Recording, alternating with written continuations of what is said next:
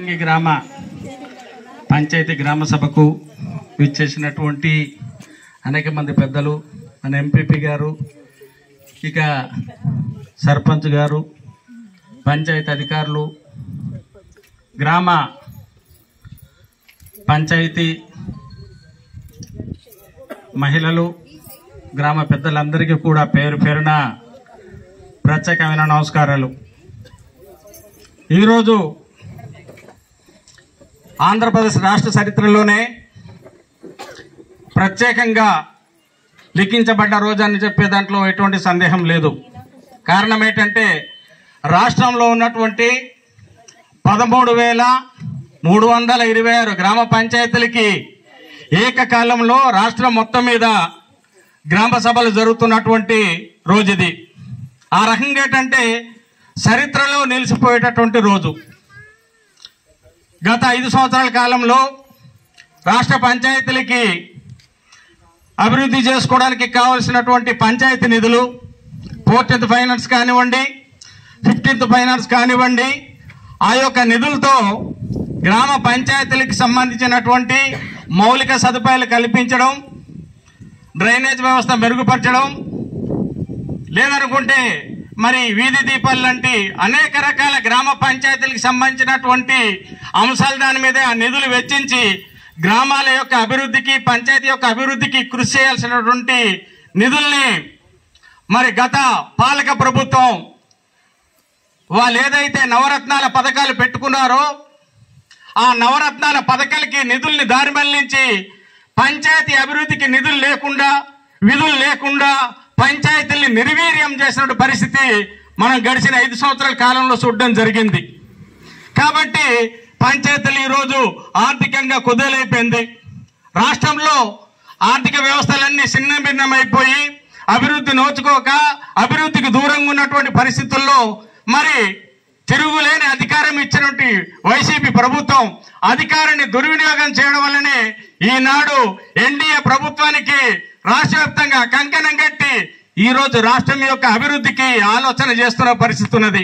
దాంట్లో ఈరోజు కీలకంగా ఏదైతే పంచాయతీల్లో గ్రామ సభలు జరుగుతూ ఉన్నదో ఈ గ్రామ సభలన్నీ ఏకకాలంలో జరగడానికి ఆ సభలకి రూపకల్పన చేసినటువంటి వ్యక్తి రాష్ట్ర ఉప ముఖ్యమంత్రి మరి పవన్ కళ్యాణ్ గారు పంచాయతీరాజ్ శాఖ మంత్రిగా ఉండి మరి ఈనాడు ఈ కార్యాచరణకు ఆలోచన చేయడం జరిగింది.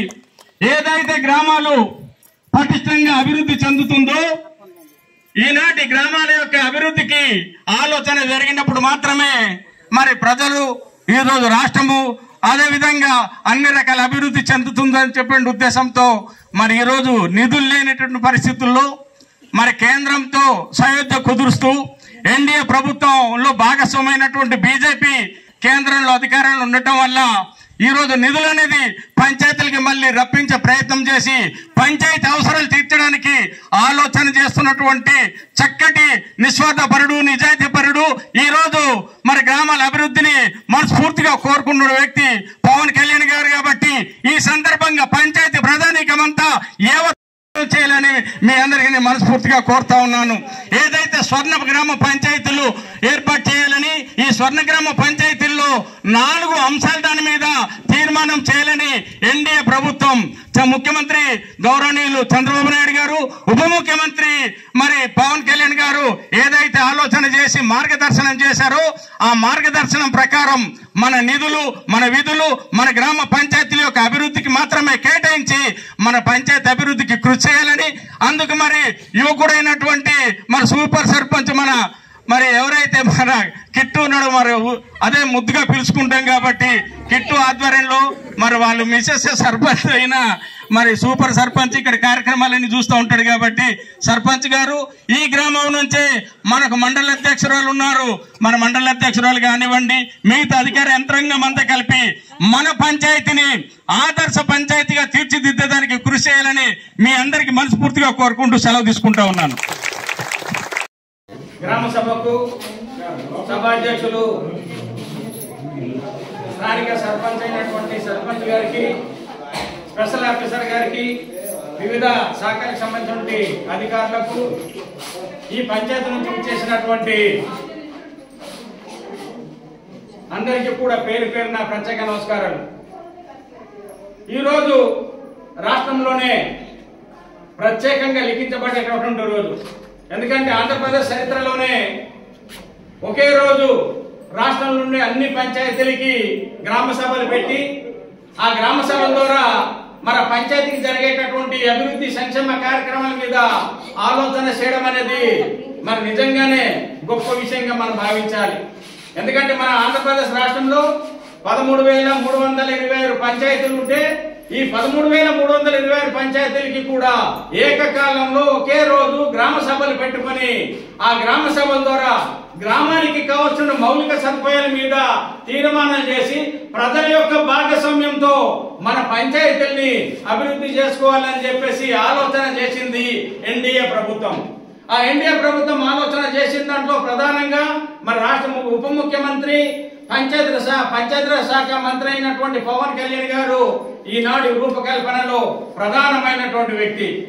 ఎందుకంటే గడిచిన 5 సంవత్సరాల కాలంలో మన పంచాయతీలకి రావాల్సినటువంటి ఈ 14th ఫైనాన్స్ నిధులు కానివ్వండి, 15th ఫైనాన్స్ నిధులు కానివ్వండి, ఈ నిధులన్నీ కూడా గ్రామాలకి వెచ్చించి గ్రామాల్లో మౌలిక సదుపాయాలు కావచ్చు, డ్రైనేజీలు కావచ్చు, వీధి లైట్లు కావచ్చు, మరుగుదొడ్లు కావచ్చు, రకరకాలుగా మన గ్రామానికి కావాల్సినటువంటి మౌలిక సదుపాయాలు కల్పించాల్సిన అవసరం ఉన్నప్పటికీ ఆ నిధులన్నీ కూడా వైసీపీ ప్రభుత్వం అధికారంలోకి వచ్చి దారి మళ్లించి నవరత్నాల పథకాల పేరుతో గ్రామాల నిధులన్నీ కూడా పక్కదారి మళ్లించి గ్రామాలకి కనీసం వీధి లైట్లు కూడా లేకుండా చేసిన దౌర్భాగ్యమైన పరిస్థితి మనం చూడడం జరిగింది. కాబట్టి ఈనాడు పంచాయతీలకి అభివృద్ధి అనేది లేకుండా పోయింది. ఆ రకంగా నిధులు దారి మళ్లించి గ్రామానికి అభివృద్ధి లేకుండా చేసిన విధానాల నుంచి మనం మేల్కోవాలి. గ్రామాలు అభివృద్ధి చెందినప్పుడే ఈ జిల్లాలు కానివ్వండి, రాష్ట్రం కానీ, దేశం కానీ అభివృద్ధి చెందుతుంది అనేది ఏదైతే వాస్తవం ఉన్నదో ఆ వాస్తవానికి తగ్గట్టుగానే పంచాయతీలకు నిధులు లేనప్పటికీ మరి ఎన్డీఏ ప్రభుత్వంలో భాగస్వామైనటువంటి బీజేపీ ప్రభుత్వం కేంద్రంలో అధికారంలో ఉన్నది కాబట్టి కేంద్రంలో ఉన్నటువంటి మరి ఎన్డీఏ ప్రభుత్వంలో ఉన్నటువంటి బీజేపీ ప్రభుత్వంతో మాట్లాడి నిధులను సమీకరించి ఈనాడు పంచాయతీలకి పుష్కలంగా అభివృద్ధి కార్యక్రమాలు జరగడానికి ఆలోచన చేశారు. ఇది మన చరిత్రలో ఇప్పుడు మనం చూడటం లేదు.